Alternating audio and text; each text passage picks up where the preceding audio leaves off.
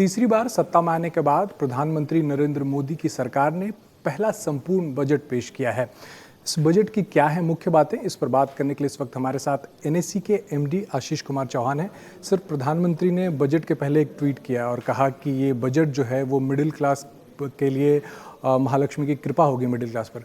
जिस तरीके का बजट आया है, क्या लगता है प्रधानमंत्री ने जो कहा था वो पूरा किया? मेरे हिसाब से ये बजट जो है वो आदरणीय प्रधानमंत्री जी के जो भी ट्वीट है उसको सच में उसने कन्वर्ट किया है, क्योंकि मिडिल क्लास के हाथ में अब 12.75 लाख रुपीस जब तक आप सैलरीड क्लास हो तो आपको एक भी पैसे का टैक्स नहीं भरना है। तो मुझे लग रहा है बहुत बड़ा कदम है। जो पैसे बचेंगे टैक्स नहीं भरने से, वो मध्यम वर्ग का परिवार जो है वो उसको खर्च भी कर सकता है या तो संचय भी कर सकता है। और खर्च करेगा तो भी देश में एक तरह से जो कंपनियां कंज्यूमर एरियाज़ में काम करती है, जैसे साबुन या शैम्पू या टूथपेस्ट, टूथब्रश या टू व्हीलर्स या फोर व्हीलर्स, सभी कंपनियों को आगे जाकर के फ़ायदा होने की संभावना है। जो संचय करता है कोई व्यक्ति, तो संचय भी फाइनली स्टॉक मार्केट के जरिए म्यूचुअल फंड के द्वारा या अदरवाइज डायरेक्ट निवेश के लिए वापस स्टॉक मार्केट में आएगा। तो मुझे लग रहा है कि ये स्टॉक मार्केट के लिए भी बहुत अच्छी बात है और मध्यम वर्ग के लिए भी बहुत अच्छी बात है। बुजुर्गों को भी टैक्स में छूट दिया गया है। बुजुर्गों को एक तरह से, हम विश्व का सबसे युवा देश है, लेकिन उसके साथ हमारी जो जनसंख्या है वो इतनी अधिक है कि वृद्धों की संख्या भी एक तरह से बढ़ रही है। उनको जितनी छूट दे उतनी कम है, क्योंकि वृद्ध अवस्था में आपको एक तरह से दवाई पे खर्चा लगता है, सपोर्ट पे खर्चा लगता है। तो जितना हम उनके हाथ में पैसा दे सकते हैं वो अगेन खर्चा लोगों पे ही होगा, जो सपोर्ट में होगा, दवाइयों पे होगा।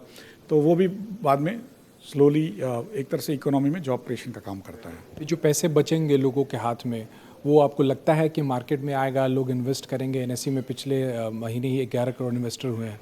नहीं, कंजम्पशन भी बहुत अच्छी बात होती है कि वो देश के जो आर्थिक प्रगति को बढ़ावा देता है। और जो संचय करते हैं, निवेश करते हैं, वो भी एक तरह से स्टॉक मार्केट के लिए बहुत अच्छी बात होती है। जिस तरह से भी जो पैसा व्यक्ति के और परिवार के हाथ में रहता है एक्स्ट्रा, उसको किसी तरह से वो संचय भी करे या खर्चा भी करे, दोनों तरफ से स्टॉक मार्केट में बढ़ावा मिलता है। साथ टैरिफ रेट्स को भी हटाने की बात की है वित्त मंत्री ने, वो कैसे हमारी इकोनॉमी पे असर डाले? एक तरह से जो इंपोर्ट आयात निर्यात की जो बात होती है उसमें जो उन्होंने एक भारत नेट बनाने की भी एक बात करी है कि जिससे जो डॉक्यूमेंटेशन कम हो और ऑटोमेटेड फ्रेमवर्क से फास्ट आयात निर्यात हो सके, उसके ऊपर एक बात चली है। और दूसरा कि जो ओवरऑल टैरिफ स्लैब्स वगैरह कम करने की बात है। तो मुझे लग रहा है कि भारत के MSMEs 45% of the tax of the exports करते हैं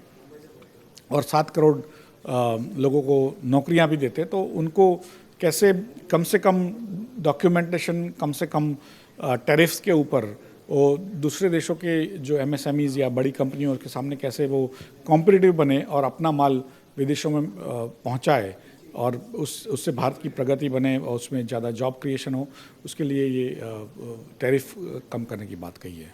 बिहार पर लगता है इस बजट का खास ध्यान था। मखाना बोर्ड बनाने की बात हो या फिर IITs में सीट बनाने की बात हो, बिहार का जिक्र आया। और किसी प्रदेश का शायद ही जिक्र आया बजट में, लेकिन बिहार का बार बार जिक्र आया। बिहार को भी मेन स्ट्रीम में लाने की ज़रूरत है। पहले जो भारत का जो स्टेट्स कहा जाता था कि भाई यूपी और बिहार आगे बढ़ेगा तो भारत आगे बढ़ेगा, यूपी अब अपनी गति से आगे बढ़ रहा है।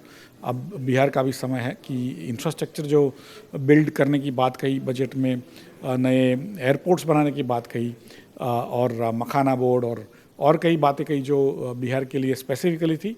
लेकिन एक तरह से एक सिग्नल भी है बिहार को कि भाई आपको भी अभी देश की मुख्य धारा से जुड़ना है और उसके लिए जो भी केंद्र सरकार कर सकती है केंद्र सरकार करेगी। स्वाभाविक है कि राज्य सरकार को भी और राज्य के जो नागरिक है सभी को उसके ऊपर काम करना पड़ेगा। किसानों के लिए भी इस बजट में बातें कही गई हैं, चाहे दलहन हो, तिलहन हो या जो मछुआरे समाज हो, उनके लिए भी।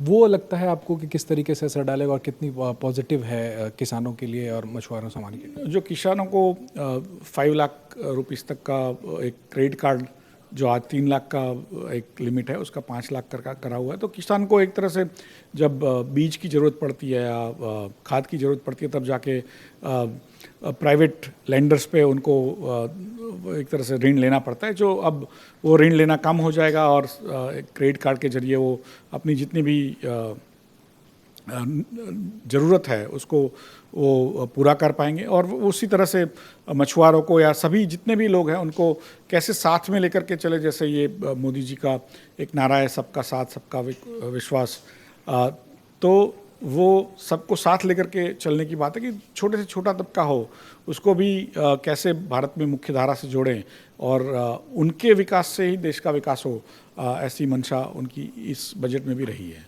सर एक मेरा बेसिक सा सवाल है कि जैसे इनकम टैक्स में छूट दी गई तो लोगों के हाथ में ज़्यादा पैसा आएगा, और इस बजट में क्या ऐसी बातें जिससे लगता है कि लोगों के जेब में जो है वो पैसा बढ़ेगा और लोगों का स्पेंडिंग पावर जो है वो बढ़ेगा, अगर हम इनकम टैक्स छूट के अलावा किसी चीज़ की बात करें? नहीं, कोई भी सरकार होती है उसको खुद का आमदनी होता है और खुद का खर्चा होता है।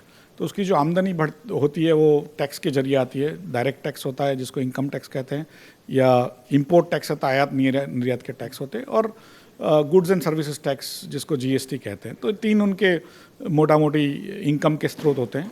और जो खर्चे गवर्नमेंट के जो अधिकारी है उनके सैलरी भी देनी पड़ती है, उसके ऊपर विकास के कार्य भी करने पड़ते हैं, और थोड़े समाज सेवा के जो कार्य है जिसमें फूड ग्रेन्स फ्री में देते हैं, या तो आयुष्मान भारत, या ऐसी कई स्कीमें जो गवर्नमेंट चलाती है, तो उसके अंदर सरकार को एक तरह से मेल बिठाना पड़ता है कि कितनी आमदनी है, सामने कितना खर्चा और कहाँ पे करे। और कई जो खर्चे होते हैं वो कंसिस्टेंट होते हैं, उसमें उनको चॉइस नहीं है, जैसे सैलरी है या डिफेंस का खर्चा है या बाकी सब खर्चे, तो बहुत कम उनके पास एक लीवे होता है, उसी के अंदर उनको काम करना पड़ता है। तो हमारी कितनी भी उम्मीदें हम उन पर थोप दें, लेकिन फाइनली सरकार के हाथ में इतना ही रहता है। उसमें सबसे ज़्यादा जो चीज़ देखी जाती है इकोनॉमिस्ट के द्वारा, या जो बड़े बड़े लोग निवेश करते हैं कोई भी देश में, तो देखते हैं कि सरकार अपने खर्चे को कितना कम कर सकती है अपनी आमदनी के सामने। बहुत आसान होता है खर्चा ज़्यादा कर देना, लेकिन उसके बाद जो इन्फ्लेशन वगैरह बढ़ जाता है, तो इसलिए और सरकार की बाद में बोरो करने की क्षमता भी कम हो जाती है।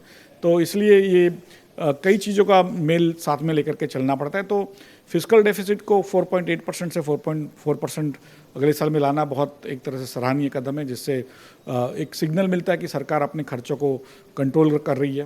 दूसरा कि मिडिल क्लास को उसके बावजूद, ये कंट्रोल करने के बावजूद मिडिल क्लास को अच्छे टैक्स बेनिफिट देना, वो एक बहुत बड़ी बात है। और तीसरा, इंफ्रास्ट्रक्चर को जो मोमेंटम बना है उसको बरकरार रखना, उसमें ज़्यादा और इंफ्रास्ट्रक्चर बनाना, जिससे रोड्स हो, पोर्ट्स हो, एयरपोर्ट्स हो, टेलीकॉम हो, ऐसी इलेक्ट्रिसिटी जनरेशन हो, ऐसी कई चीज़ें करनी जिससे आगे जा कर के और नौकरियां बने और लोगों को आमदनी मिले और इससे देश का विकास हो। तो मुझे लग रहा है ये तीनों जो पहलू है उसको इस बजट में काफ़ी अच्छे से समाविष्ट किया है। कितने नंबर इस बजट को और क्यों?